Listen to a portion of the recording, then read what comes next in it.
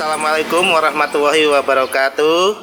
Sahabat Tani Indonesia, saat ini kita berada di Kampung Dandajaya Marabahan.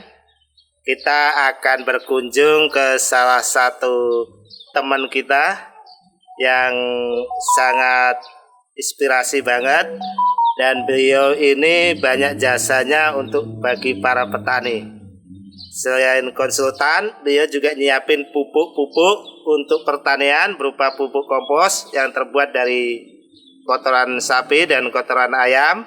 Nah, bagaimanakah untuk cara pengolahannya dan giat-giatnya? Ayo ikutin saya terus. Jangan lupa like, subscribe, and share. Bagikan sebanyak-banyaknya. Dan ayo terus ikutin saya sambil kita berkunjung ke tempatnya pengolahan pupuk. Mari ikutin. Ya. Ini tempatnya di sana, itu tempat pengolahan. Nanti di sana itu ada kandangnya. Jadi kita langsung ke sana. Sahabat Tani, kita sudah sampai di tempat penggilingan atau pengolahan pupuk organik, pupuk kandang dari kompos atau dari kotoran sapi akan diolah menjadi pupuk. Ini adalah mesin penggilingan ya. Ini mesin penggilingan. Terus di sana ada sapinya. Jadi kita akan lihat sapi dalam prosesnya agar kita tahu juga, kebetulan siapa tahu ada yang mau korban. Nah, sahabat Tani Indonesia, kenapa ini Pak Musadikun itu membuat pupuk kandang? Nah, karena selama ini para petani itu kesusahan dalam memperoleh pupuk kimia maupun yang lainnya. Nah, maka dari itu inilah solusinya bagi Anda semuanya, bagi para petani di sekitaran Kalimantan Selatan atau utamanya di Banjarmasin, di Marabahan, yang menginginkan pupuk murah untuk bisa mudah dapatnya. Plototin terus deh channel Sahabat Tani Indonesia. Ayo kita lihat ke kandang sapi. Nanti setelah itu kita lihat proses pengolahannya. Masya Allah.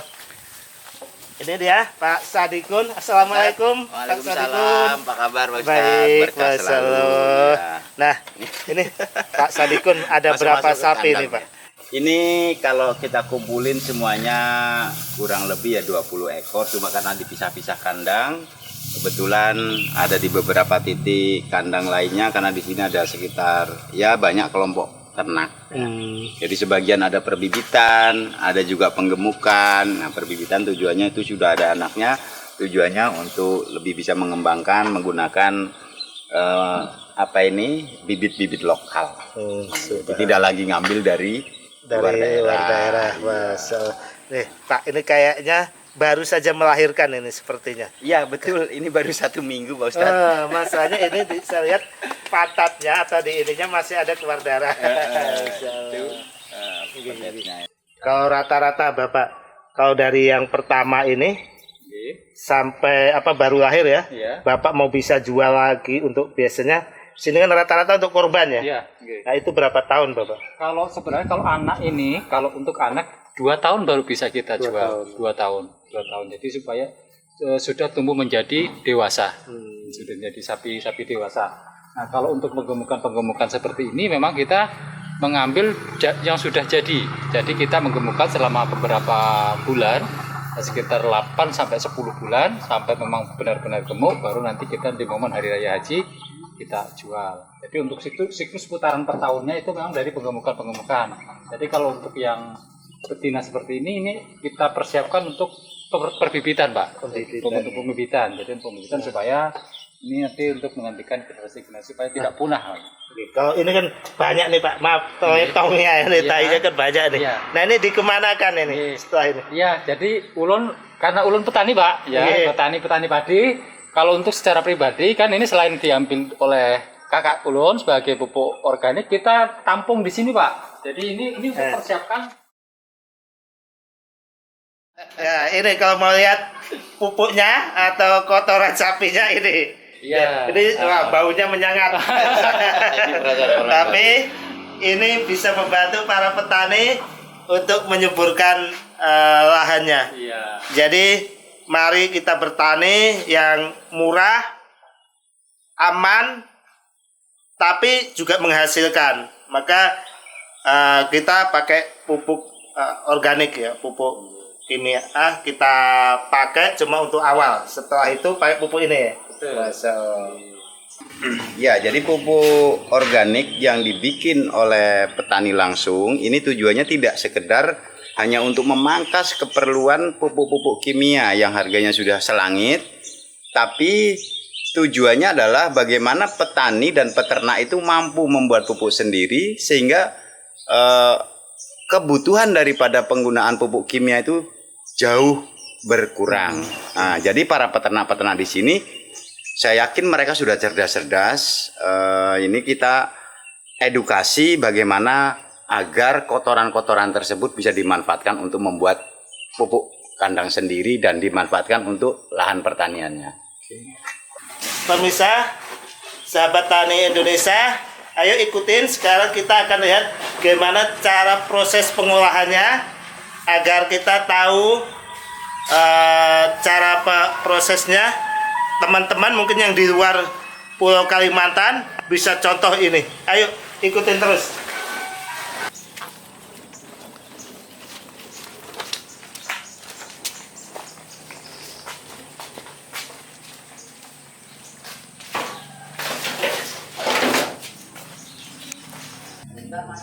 Sahabat tani Indonesia, ini tadi setelah tretong yang dari sana akan dibawa ke sini. Pak, tretong nggak semua orang tahu, kotoran sapi. Oh ya, ya, atau kotoran sapi, ya, kotoran sapi itu akan dibawa dari sana tadi, dikumpulin, ditaruh di sini, ya. Nah, nanti setelah dari sini kita akan olah menjadi penyincangan. Jadi dihancurin dulu agar nanti hasilnya seperti ini. Nah, kita lihat ini. Ini yang sudah dicincang. Jadi udah lembut ya. Nah, baru nanti ada pengayakan. Nah, pengayakan itu seperti ini. Nah, ini mungkin nanti diayak agar lebih lembut. Oke, kita lagi nunggu bahan-bahannya. Nah, Pak Sadikun, ya ini kalau setelah seperti ini cara pengolahannya seperti apa nih, Pak? Oke, ya, jadi ini kotoran dari berbagai macam kotoran, baik kotoran ayam, ya bahasanya limbah ya ini Pak Ustadz, limbah kotoran ayam, limbah kotoran sapi, kemudian juga ada limbah pertanian, di sini ada abu sekam, juga limbah jamur. Ini limbah jamur seperti ini, backlog. Ini 3 unsur, 1, 2, 3, 4 unsur ini sudah sangat bagus untuk tanaman. Kemudian di limbah backlog ini sendiri sudah banyak mengandung unsur trichodermanya yang sangat bagus untuk mengantisipasi patogen-patogen itu. Kemudian membuat daya tahan daripada tanaman itu cukup kuat. Kalau manusia ya istilahnya diimunisasi, begitu. Kemudian baru setelah ini terkumpul komponen 4 komponen ini kita aduk. Mas Riki, kita aduk Mas Riki. Kita aduk itu ke sini. Nah ini pengabdi-pengabdi di gudang yang dimana remaja-remaja ini tidak malas bekerja, nggak gadget, masih muda, masih mau muda kotor-kotor. kreatif. Iya, saya suka sekali nih anak-anak remaja yang mau bergelut dengan limbah. Dan ini bagian dari dakwah bilhalnya. Pemuda yang kreatif ya. Betul. Ini dicampur kalian. Berikan satu. Nah setelah ini mau lanjut ya. Setelah ini tercampur dengan rata, Pak Ustadz, baru kita hancur lagi di chopper supaya yang tadinya masih kasar-kasar jadi hancur, kemudian homogen menjadi satu. Nah, dari 4 unsur ini menyatu. Nah, di situ kita lakukan proses fermentasinya.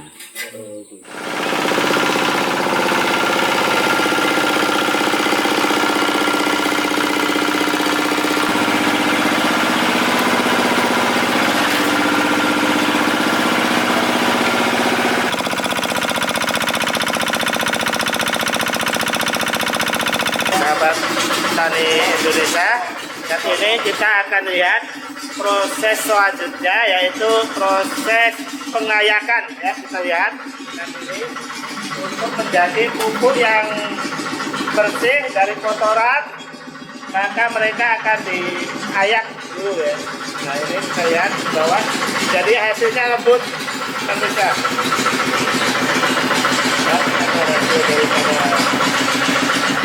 Ini bentuk kotorannya atau sampahnya akan keluar sendiri di sini. Sampah di sini. Ya, nah. Nanti bisa daur ulang dan juga langsung ke sawah. Nah, jadi tetap bermanfaat. Sahabat Tani Indonesia ini meskipun berbentuk sampah atau kotoran gini nanti masih bisa dipakai untuk pupuk di sawah ya, atau di kebun-kebun yang lainnya.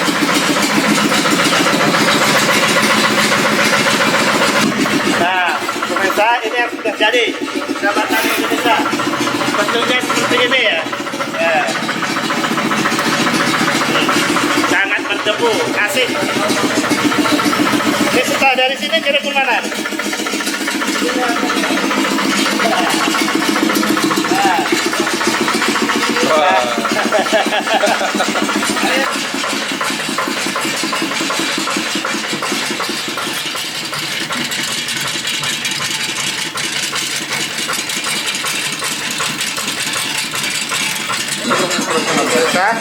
Ini proses membuat granul atau bulatan-bulatan kecil ya. Nah, ini Pak Sadigun ya, kalau dari sini ini biasanya berapa lama bikinnya Pak? Kalau setelah dari pengayakan menjadi granul ini kurang lebih memakan waktu maksimal 40 menit. 40 menit Ya, maksimal dari proses pengayakan tadi ke granul. Nah, kita juga di sini masih ada pemilahan tuh, kayak sampah-sampah ini dia menyatu tidak mau campur dengan granul. Gitu. Ya. Pupuk ini yang dibikin memang benar-benar bersih ya dari Betul. kotoran-kotoran yang tidak baik ya. Ya. Meskipun juga masih bisa digunakan. Ini bisa biasanya saya gunakan untuk sampah-sampahnya ini untuk sawah. Sampahnya ini kita pisah.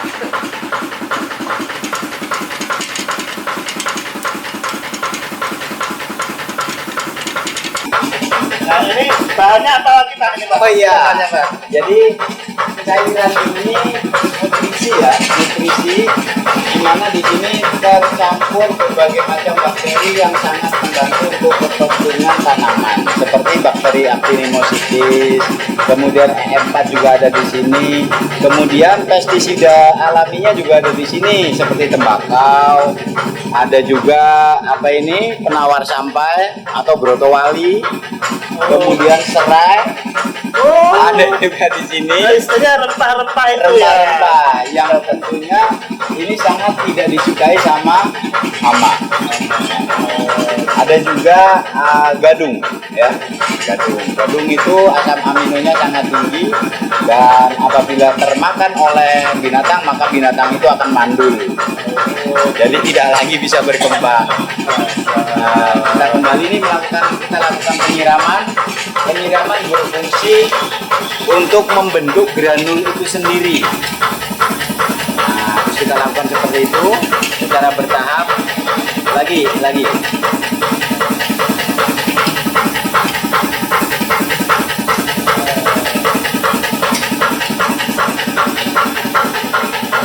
ini kita lakukan sekitar 10 menit. Kalau udah jadi bagus seperti ini ya. Betul. Nah, ini ya. Sudah jadi. Ini ya, pemirsa, sahabat tani ini jadinya ya. Ini yang kotor. Ya. Nah, sahabat tani. Tapi ini bau pemirsa. Di sini harus cuci tangan. Nah, ini nanti kita lakukan proses penjemuran yang tidak menggunakan api. Karena untuk menjaga agar bakteri itu tetap hidup. Jadi kita menggunakan penjemuran secara alami. Nah itu kita sudah ada penampungannya di gudang. Di gudang sebelah nanti kita bisa lihat ke sana. Sehingga bakteri itu tetap aktif, tetap hidup. Tidak menggunakan sistem dryer yang menggunakan pembakar dari api. Sudah, nah ini sudah membentuk, Mas silakan. Nah ini sudah mulai membentuk granul. Kita sempurnakan sekitar 10 menit lagi, ini akan sempurna menjadi granul. Sahabat Tani Indonesia, tadi setelah proses itu maka mereka akan bawa ke sini, yaitu untuk dikemas. Nah, ini tempatnya. Ini sudah bisa mencetak rupiah untuk Pak Sadikun. Ya, monggo jelaskan Pak Sadikun. Pak Sadikun, Ya. dari proses ini 1 bulan bisa produksi berapa Pak Sadikun? Jadi untuk rata-rata satu hari saya menghasilkan 500 kilo 500 kilo. bentuk granul. Iya, jadi itu rata-rata satu hari capaiannya. Saya hitung dalam per bulan itu tidak mencapai 30 hari, tetapi dihitung 25 hari. Karena ada chef untuk proses pengeringan dan sebagainya. Jadi hanya 25 hari per bulan. Nah, ini satu harinya rata-rata 500, seminim-minimnya pada saat musim hujan itu hanya 300. Tapi itu pekerjaan yang sangat santai. Nah, dari proses granul ini sengaja kami tidak menggunakan pemanas, tujuannya untuk mendormankan bakteri itu sendiri, bakteri yang bermanfaat supaya senantiasa dia hidup, dan apabila teraplikasi di lahan baik pangan maupun horti, ini akan cepat sekali berkembang biak dan itu akan sangat membantu bagi tanah itu menjadi subur dan tanaman itu menjadi lebih bagus, lebih sehat. Nah, Pak, setiap penjualan ini pemasaran Bapak kemana biasanya? Iya.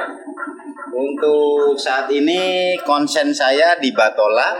Di Batola alhamdulillah baik itu kepada petani langsung maupun ke toko-toko ataupun outlet-outlet. Kemudian merambah ke wilayah Banjarmasin perkotaan, itu melayani pertanian-pertanian kota. Kemudian saya menggeser ke wilayah Kalteng, ini sudah sekitaran Pulang Pisau sampai ke Tanah Bumbu. Masya Allah.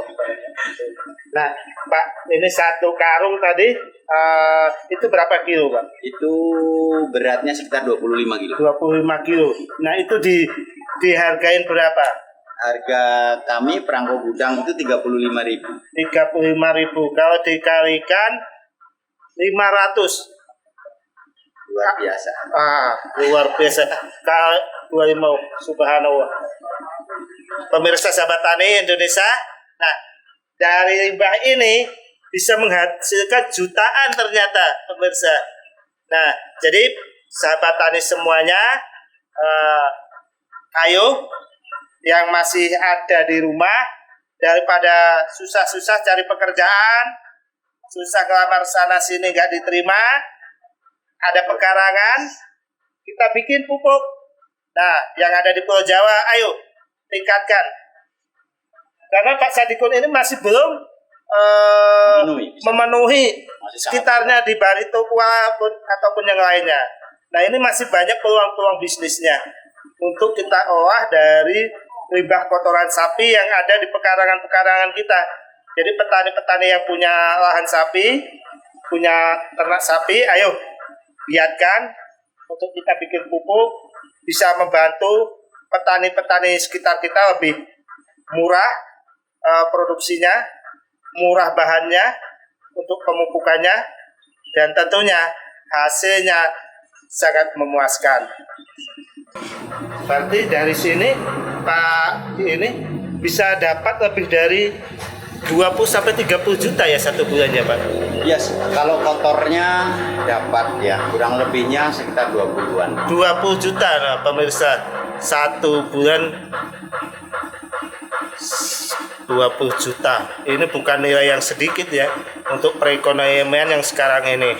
Nah, bagi teman-teman ada sekitaran kita ada honorer-honorer yang sebentar lagi ya, ini sudah tidak jadi pegawai, sudah dicabut oleh pemerintah. daripada bingung cari kerjaan, ayo kita berwira swasta Mantap. dengan bertani dan membuat pupuk kandang.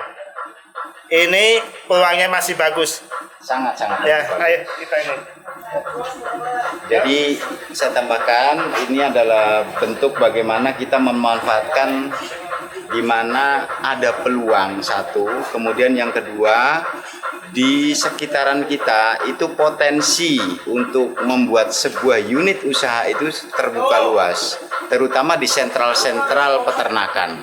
Maka bagi kawan-kawan yang memang ada di komunitas tersebut, mari kita tingkatkan pelayanan kita, dakwah kita kepada masyarakat sekitar.